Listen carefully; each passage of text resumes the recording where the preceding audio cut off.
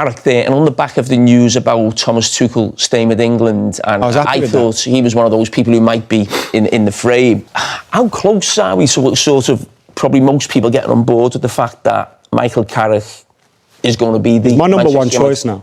Pardon? He's my number one choice. That's what I'm saying. So you're there now. How much of the Manchester United fan base is there? I'm not sure. The reason I've got to this position where he's my number one choice is because if you look at it, kind of, you look at the managers that are available in the summer. Obviously, Tuchel, Ancelotti have counted themselves out of it.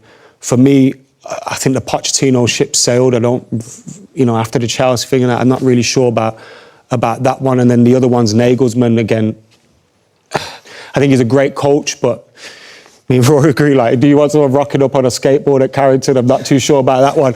And, like, just, do you want to wait for him to be finished at the World Cup as well? The pre-season's massive for us. So then outside of that, you got Luis Enrique, who I believe probably should be the club's first choice.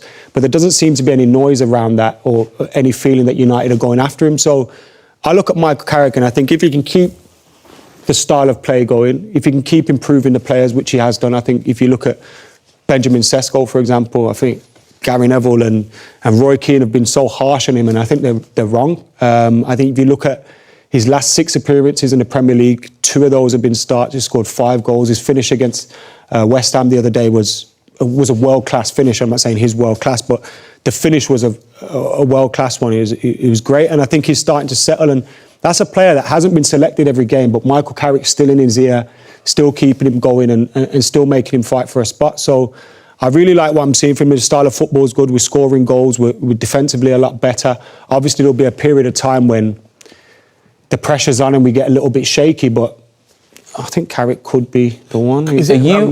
I think we talk about Luis Enrique and stuff, and I think we've been there and tried different managers. We've tried Mourinho and Van Gaal, then we've tried the likes of Ten Hag and Amarin, which don't work. I just think, for me, Carrick makes sense. I felt that from the minute he was mentioned of going in, not because obviously we played together and we're friends. I just think he's a real calming influence. And what I've spoke about massively, I've got 2 boys in the academy, I've spoke about this a lot. There was a massive disconnect from the academy and first team. And there was, and whether people say that's right or wrong.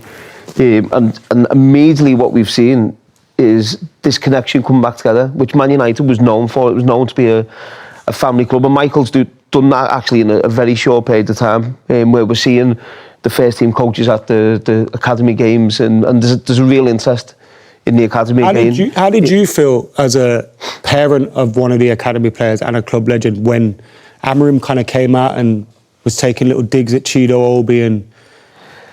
I don't think it's right to do that at any level, is it?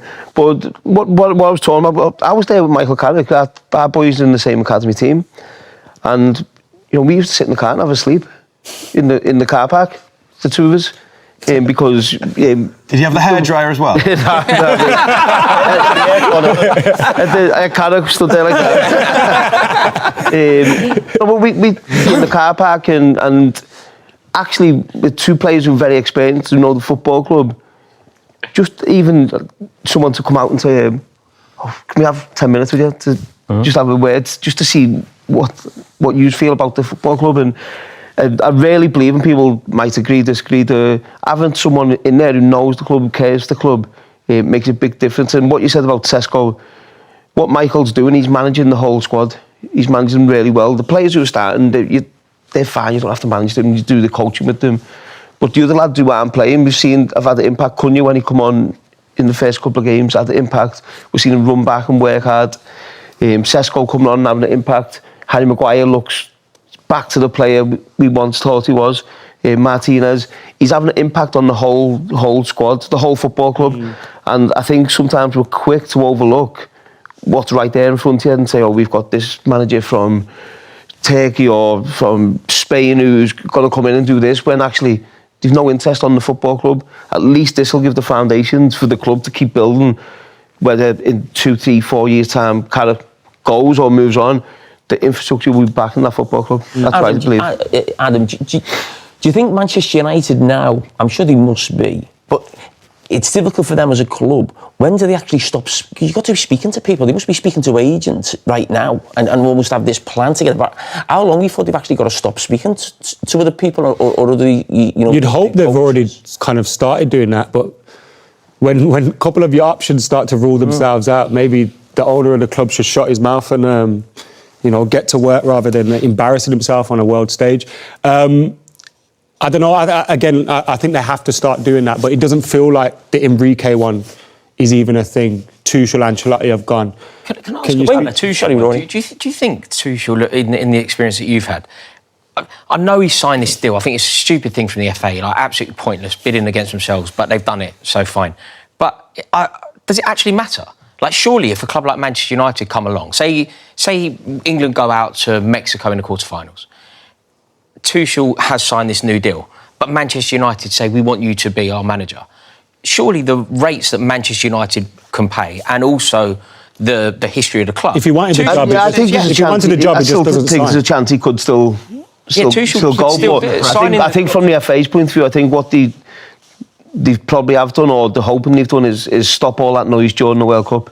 Yeah. Because if they hadn't signed that, then a lot of the noise would have been, is he going to leave after the World Cup? Is he going to go Man United? Where actually I think putting that extra 2 years in place will stop a lot of that noise. And then listen, if he goes out in the quarterfinals, does he deserve to have that 2 years? No, absolutely not. So I think it's on the front end of that, stopping all that expectation. That's what I'd assume. Yeah, I'm not sure about Tuchel though anymore. Like, there's a time where I really rated him, and I still do rate him as a coach. But it's like he's always falling out with boards everywhere he goes. Like PSG, Chelsea, that happened. Is he going to get on with the idiots we've got upstairs? I'm not really sure about that. Like, are we going to see him be able... Is it going to be something that in 6 months' time he's just getting sacked, and we're like, we should have stuck with Michael Carrick, who's now doing well wherever he's gone. I don't know, I think just give it Carrick. I don't know. I'm starting to get used to the idea. Is there a fear there? So not just 6, I think it's like 9 games, he's not lost a game. I said something about Rosigne and Carrick, and I still stick by it, in that when I think one of the big boys appoint a manager, you've got to have... I always think, can I see them winning the league, with that manager? And I said I couldn't with sort of Michael Carrick or Rosigne at Chelsea. But you're at a stage now where actually, if you go and get the new shiny toy or the next sort of big coach, he could be that genius who takes you to the title.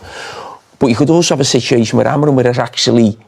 It becomes really bad or toxic. He doesn't get the club. So almost Michael Carrick's that safe pair of hands where he just makes everyone just feel a little bit. But you actually believe he could go on and win you like the Champions League or the Premier League? Look, that remains to be seen, obviously. But from what I see from him tactically, you look at the spell he had before, the spell he's had now, I think it's about 9 or 10 games altogether. We haven't lost any of those games. And the managers he's come up against, he's constantly changing the style of play, the tactics within that as well. And I think some of his tactical selections and choices have helped us win a lot of these games. I think his substitutions have been very good at times as well. There's none of that, we're bringing on a centre-back when we're 1-0 down against 10 men. What was all that about? It was nuts. I'm actually kind of embarrassed that I kind of stood by and just was watching that happen. I remember the Kobbie Mainoo thing was proper annoying me, like that Kobbie Mainoo wasn't playing. How can a manager not see that talent in that player? Is Carrick just doing what a good manager should have done with Man United? Is Carrick looking good or just making a hammer of it? I said this before he went in. I said, and obviously I've tried in coaching, whenever I had to go, but so when he went in there, Man United just need simplicity. They just need common sense in the team selection, in players running forward and running back at the same speed they're running forward. And which was not happening.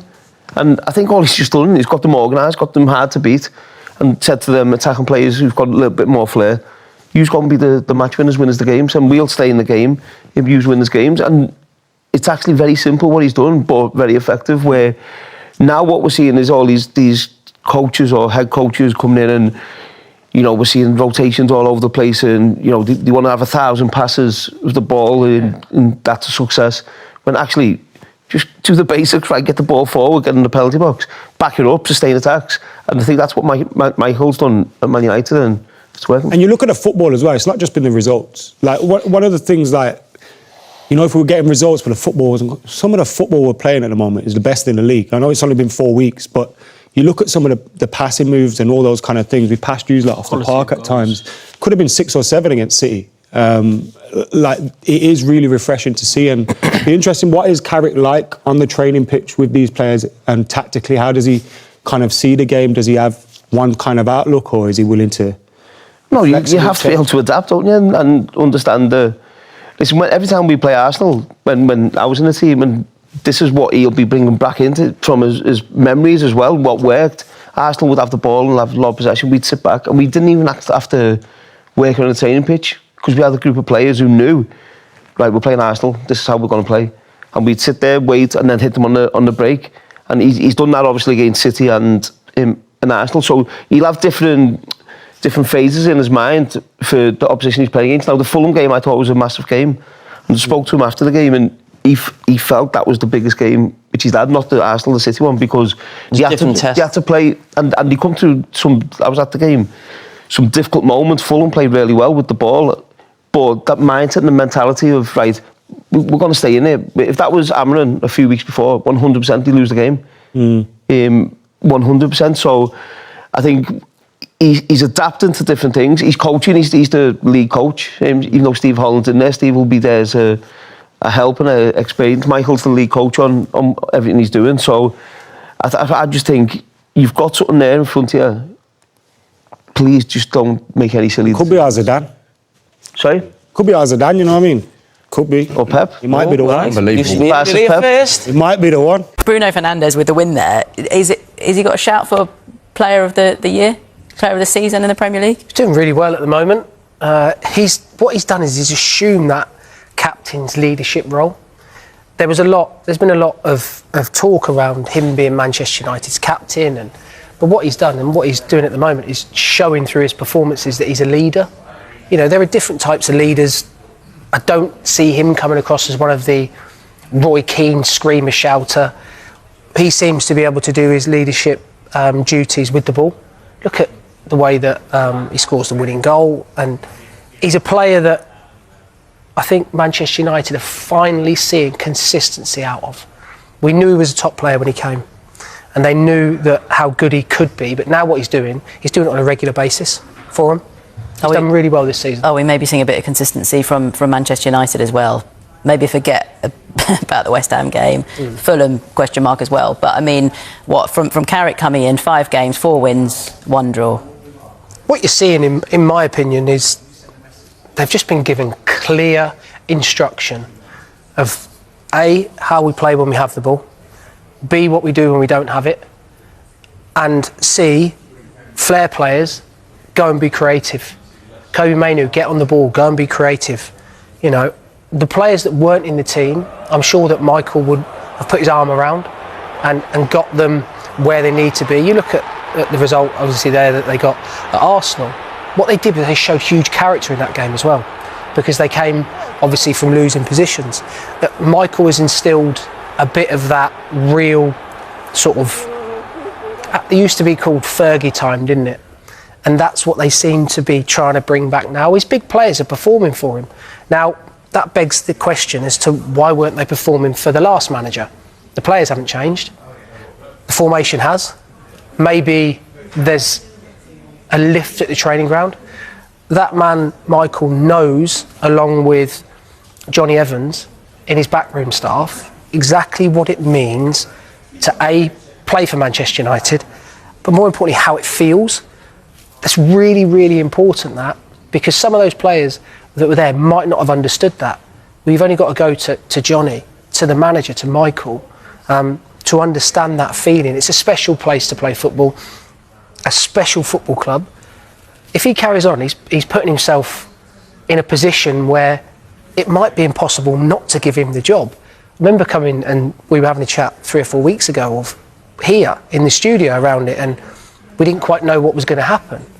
Well, does he take it till the end of the season? I think if he carries on, there's every chance that they might not be able to not give him the job. Look, I know we're looking far ahead, but 5 games, 4 wins, 1 loss, the tables are slowly turning at Manchester United. I think if you're judging Michael Carrick on the games he's had in charge so far, you have to say he's been successful, he's done really well. I think it's still too early to tell whether he is going to be someone for the long term for Manchester United. I think there are still question marks that there's bound to be, because they've faced different types of oppositions, come up against different types of defences, different match situations, and some of the questions have been answered, some of the questions haven't quite been answered. I think the other thing that Michael Carrick has done is that he's brought a sense of calm to Manchester United. Journalists were turning up to Ruben Amorim's news conferences on a weekly basis knowing that they were going to get a headline out of the head coach, and that probably led to a lot of people upstairs in the back office at Manchester United tearing their hair out a little bit, because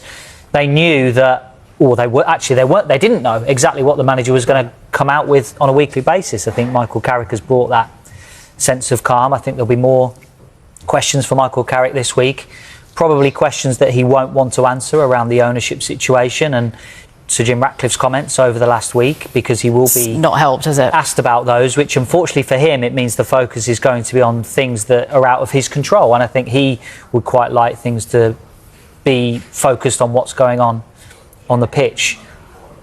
But they've had no European football, no FA Cup this weekend, so the dynamics change. We've talked about it a lot already today, even around the number of fixtures that teams are playing. United are able to have a full week on the training pitch most weeks.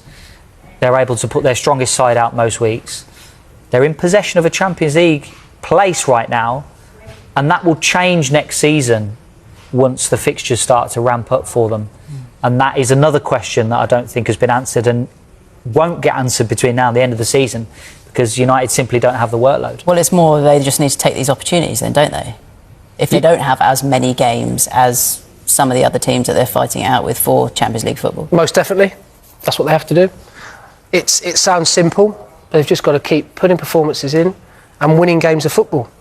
They will be coming up against teams from now to the end of the season who would have played on a Tuesday night, who would have played on a Wednesday night or a Thursday night, and then they're playing again 3 or 4 days later. We know that the schedule of the Premier League is different to the other leagues in Europe because it is more relentless. But coupled with that, on top of that, the added extra European football, then it does become difficult. But that's a plus for Manchester United that they don't have that. This international break might give an opportunity to have some time off for the players. Right? It might do, you don't know. But it's going to be interesting.